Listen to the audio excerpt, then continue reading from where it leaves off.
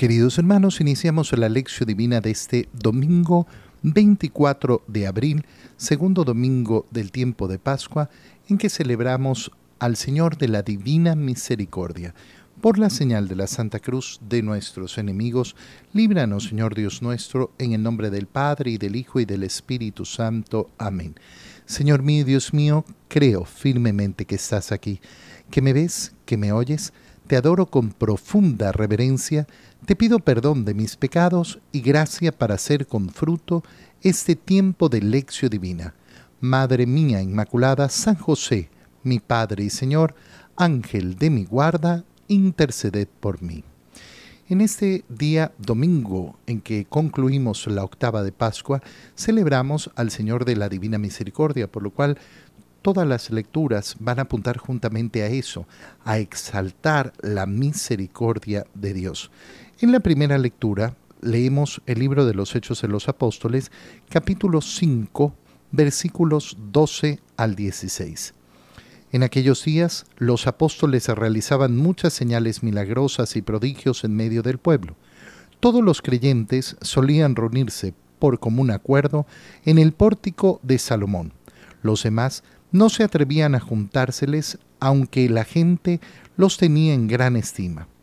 El número de hombres y mujeres que creían en el Señor iba creciendo de día en día, hasta el punto de que tenían que sacar en literas y camillas a los enfermos y ponerlos en las plazas para que cuando Pedro pasara, al menos su sombra cayera sobre alguno de ellos.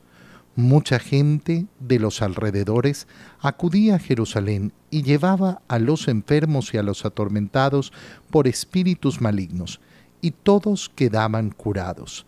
Palabra de Dios. Fíjate cómo en la primera lectura de este domingo se nos muestra esa acción curativa, sanadora de los apóstoles. Lo que se nos está mostrando en definitiva es cómo los apóstoles continúan la misión de nuestro Señor Jesucristo. De la misma manera que el Padre me envió, así los envío yo. La Iglesia no es un apartado de la acción de Jesucristo. La Iglesia continúa realizando la misma y la única misión de Jesucristo, de dar al mundo la salvación. Y esa salvación pasa, lógicamente, por el perdón de los pecados, por la sanación, que es la más grande obra para nuestra alma. ¿Cómo se muestra la eficacia de esa obra de la Iglesia en los primeros días? Justamente con este poder curativo, este poder sanador que tienen los apóstoles. En aquellos días los apóstoles realizaban muchas señales milagrosas y prodigios en medio del pueblo. Realizaban muchas señales. ¿Por qué? Porque justamente van a mostrar lo que es más importante. Nuestro Señor ha realizado todas esas señales milagrosas justamente para probar que viene de Dios. Esto es lo que les ha dicho a los judíos. Si ustedes no me creen a mí, por lo menos créanle a las obras. Por lo menos créanle a las obras, de tal modo que tengan efectivamente esa gran victoria, esa gran fe para acercarse a mí. Todos los creyentes solían reunirse por común acuerdo en el pórtico de Salomón. Segundo elemento, las señales milagrosas, el primero, las curaciones. Pero en segundo lugar, ese reunirse. Los creyentes solían reunirse. Ser parte de la Iglesia, pertenecer a la Iglesia, estar dentro del camino de la Iglesia, significa ser congregados por el Señor. Si yo, sin razón de peso, es decir, por enfermedad, por edad, rehúso a reunirme, rehúso a vivir efectivamente esa vida de la Iglesia, que es justamente congregarse, entonces no tengo esa fe en nuestro Señor Jesucristo. Y se reunían de común acuerdo frente al pórtico de Salomón. Los demás no se atrevían a juntárseles. ¿Por qué? Porque todavía hay algunos que tienen miedo. porque hay algunos que no vencen el miedo. Fíjate cómo hay algunos que dicen que son parte de la comunidad, pero no se atreven a juntarse. Y el libro de los Hechos de los Apóstoles los pone ahí con mucha claridad, esos que se niegan a participar junto a sus hermanos, congregarse junto a ellos.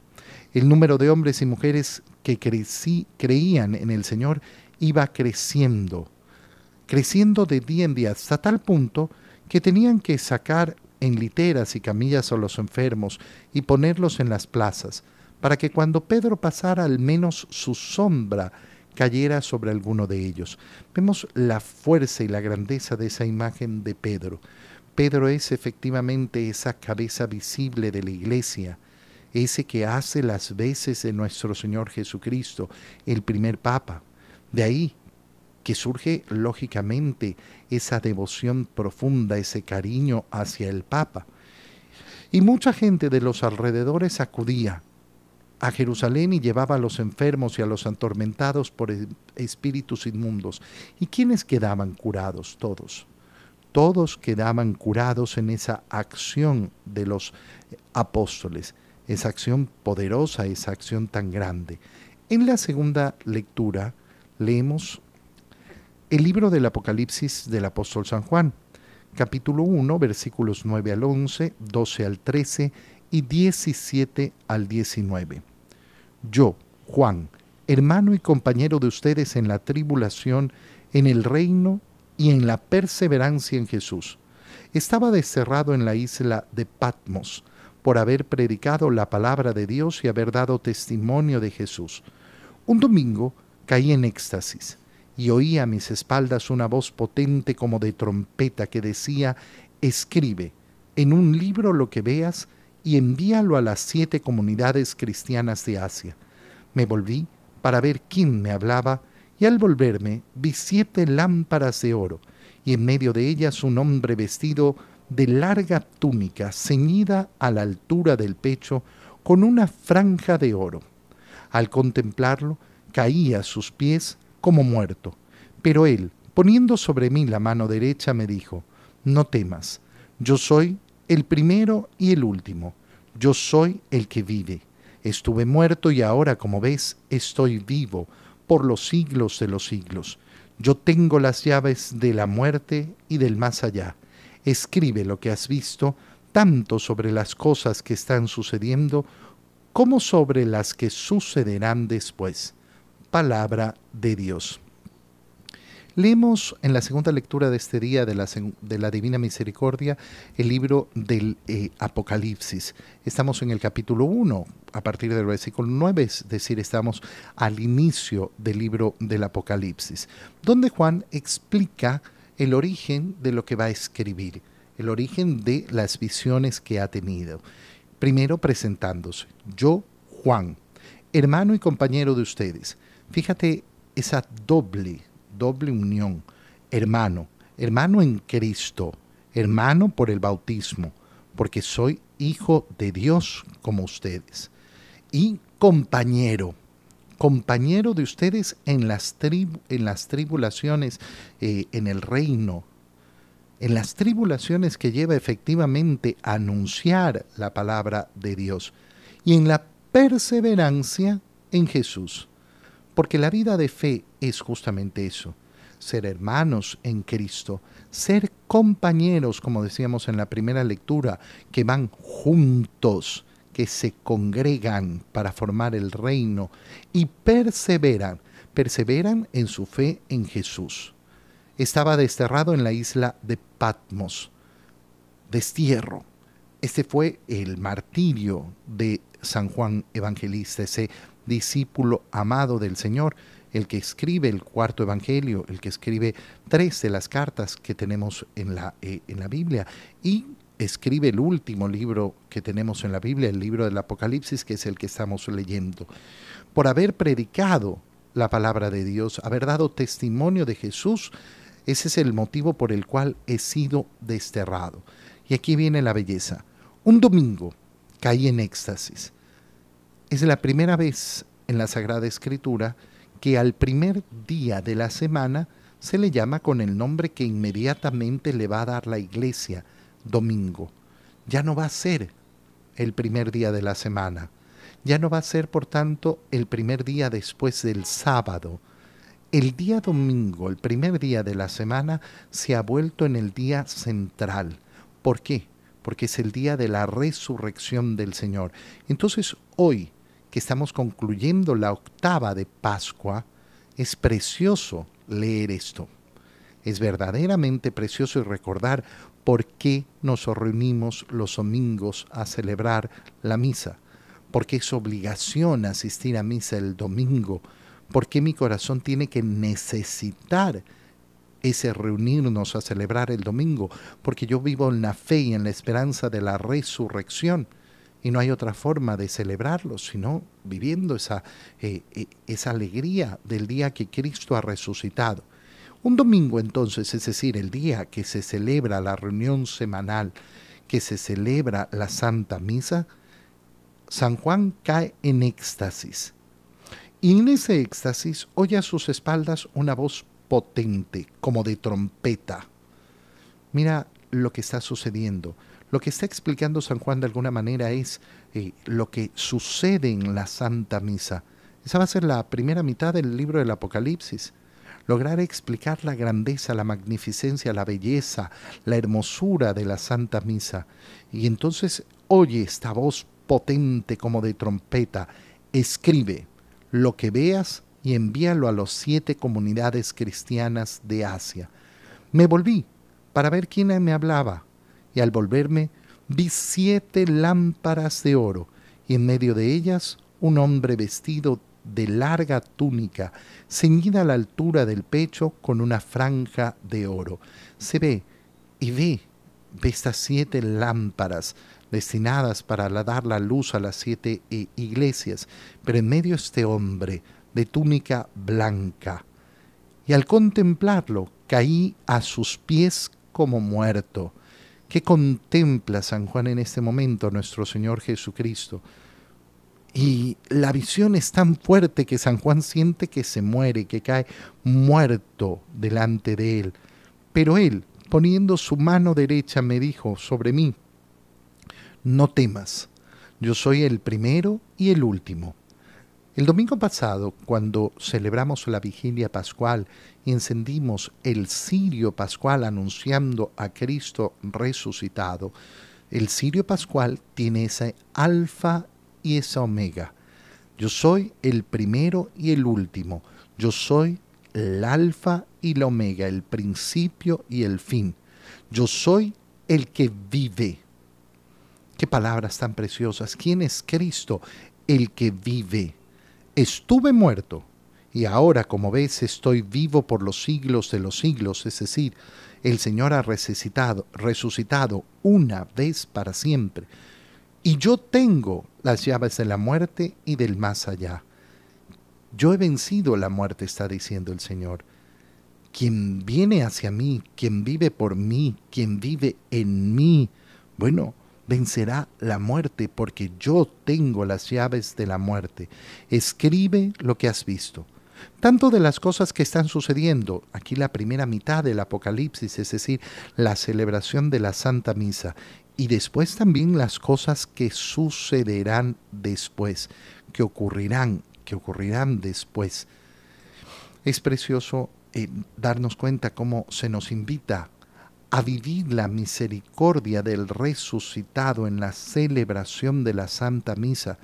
Yo quiero la misericordia de Dios, pues resulta que no participo en ella.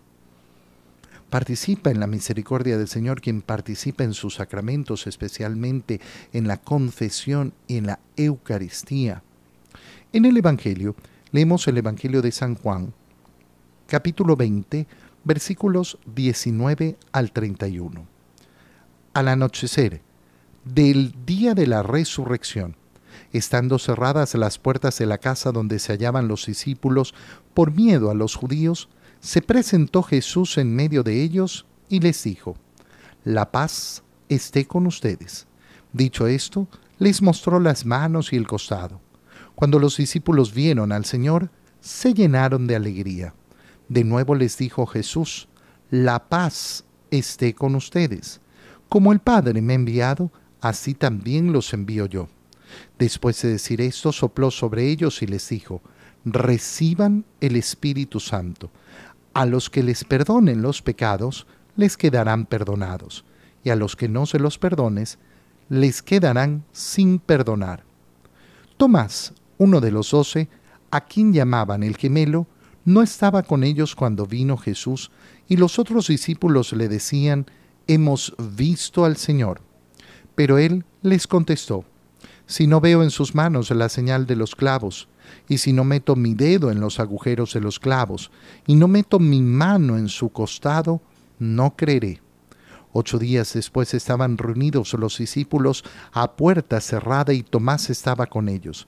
Jesús se presentó de nuevo en medio de ellos y les dijo: la paz esté con ustedes. Luego le dijo a Tomás: aquí están mis manos, acerca tu dedo, trae acá tu mano, métela en mi costado y no sigas dudando, sino cree. Tomás le respondió: Señor mío y Dios mío. Jesús añadió: tú crees porque me has visto. Dichosos los que creen sin haber visto.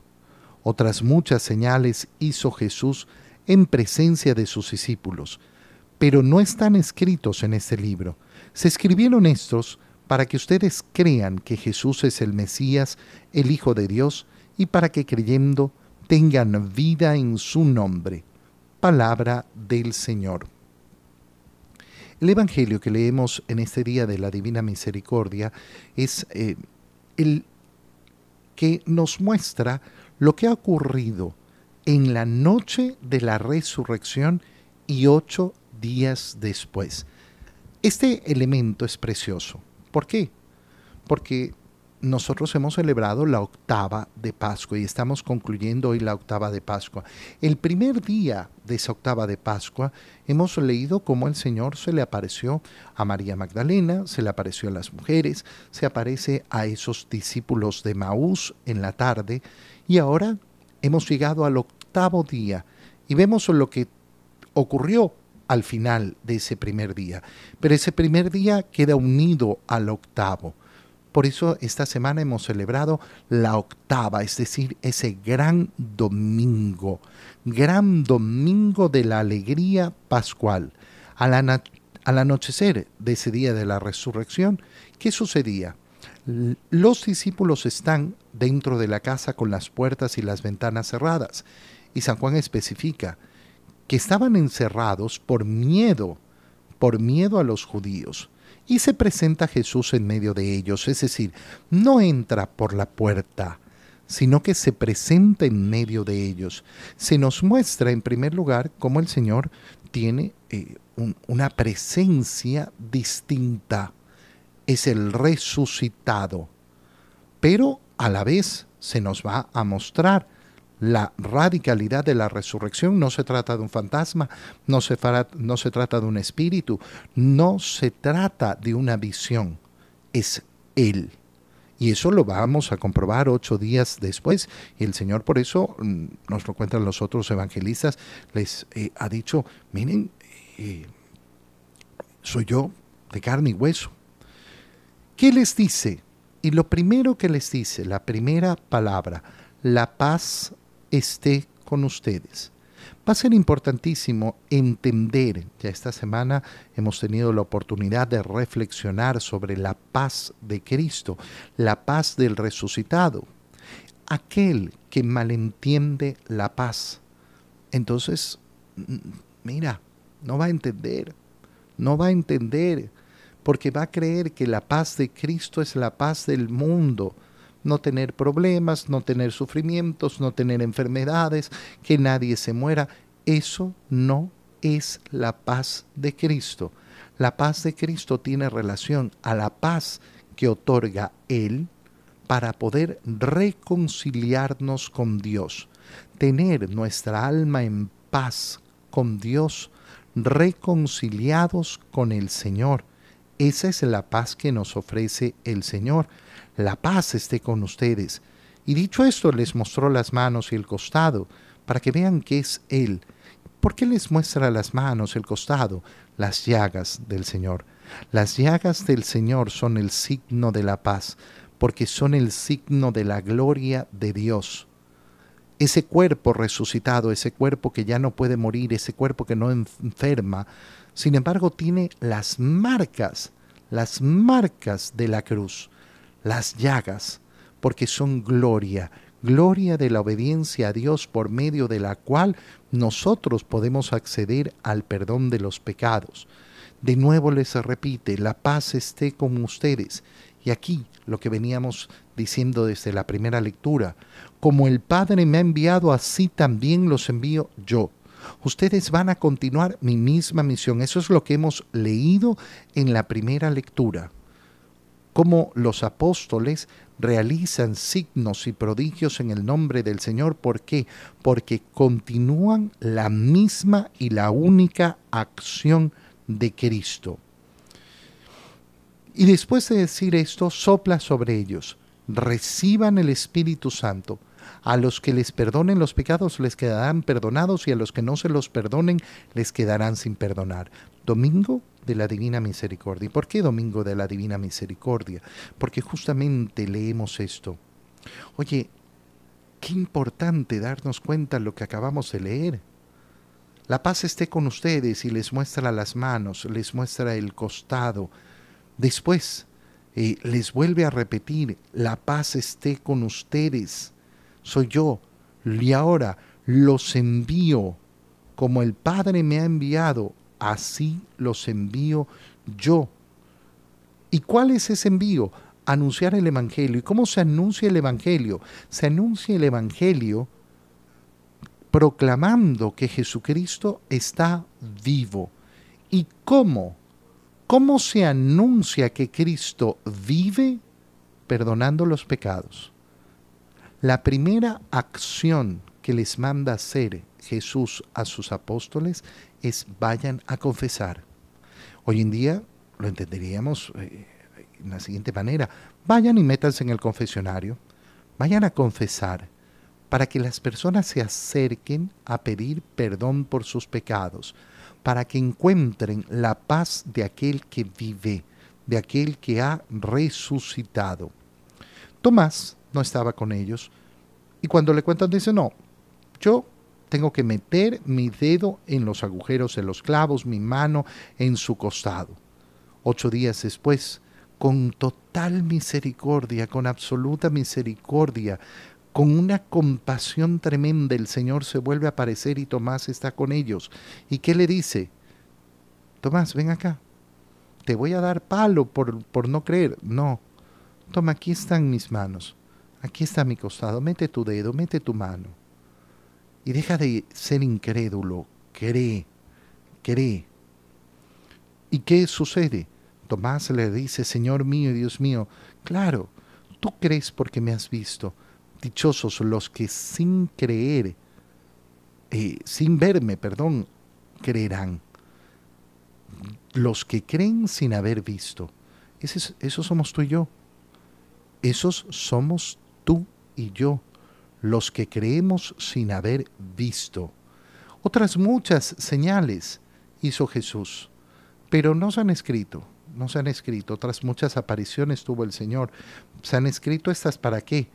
Para que tú y yo creamos que Jesús es el Mesías, es decir, el Salvador, que es el Hijo de Dios, y para que creyendo tengamos vida en su nombre. Ese es el propósito del Evangelio. El propósito del Evangelio es creer en Jesús como Mesías, como Hijo de Dios, para que tengamos vida, vida en esa misericordia de Dios. Te doy gracias, Dios mío, por los buenos propósitos, afectos e inspiraciones que me has comunicado en este tiempo de lección divina. Te pido ayuda para ponerlos por obra. Madre mía Inmaculada, San José, mi Padre y Señor, Ángel de mi guarda, interceded por mí. María, Madre de la Iglesia, ruega por nosotros. Queridos hermanos, un feliz domingo de la Divina Misericordia para todos.